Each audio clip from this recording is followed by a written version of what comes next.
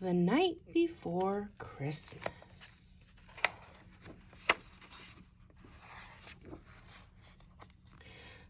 'Twas the night before Christmas, when all through the house not a creature was stirring, not even a mouse.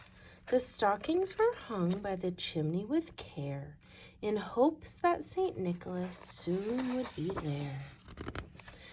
The children were nestled all snug in their bed, while vision of sugar plums danced in their head, and Mamma in her kerchief and I in my cap had just settled our brains for a long winter's nap. Then out on the lawn there arose such a clatter, I sprang from my bed to see what was the matter. Away to the window I flew like a flash, tore open the shutters and threw up the sash. The moon on the breast of the new-fallen snow gave a luster of midday to objects below. Then what to my wondering eyes did appear but a miniature sleigh and 8 tiny reindeer, with a little old driver so lively and quick, I knew in a moment it must be Saint Nick. More rapid than eagles, his coursers they came, and he whistled and shouted and called them by name.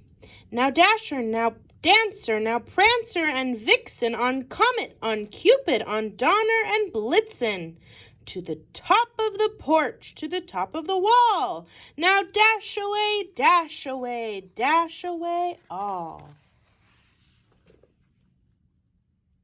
As leaves that before the wild hurricane fly, when they met with an obstacle mount to the sky, so up to the housetop the coursers they flew, with a sleigh full of toys and St. Nicholas too.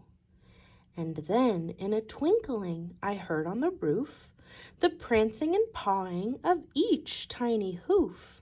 As I drew in my head and was turning around, down the chimney St. Nicholas came with a bound. He was dressed all in fur from his head to his foot, and his clothes were all tarnished with ashes and soot. A bundle of toys he had flung on his back, and he looked like a peddler just opening his pack. His eyes, how they twinkled, his dimples, how merry, his cheeks were like roses, his nose like a cherry.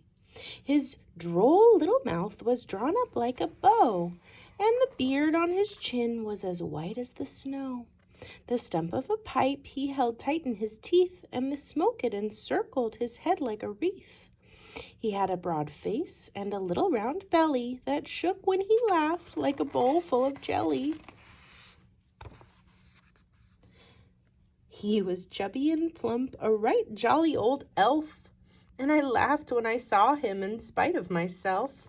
A wink of his eye and a twist of his head soon gave me to know I had nothing to dread. He spoke not a word, but went straight to his work and filled all the stockings, then turned with a jerk and lay a finger aside of his nose, and giving a nod, up the chimney he rose. He sprang to his sleigh, to his team gave a whistle, and away they all flew like the down of a thistle. But I heard him exclaim, ere he drove out of sight, "Happy Christmas to all, and to all a good night."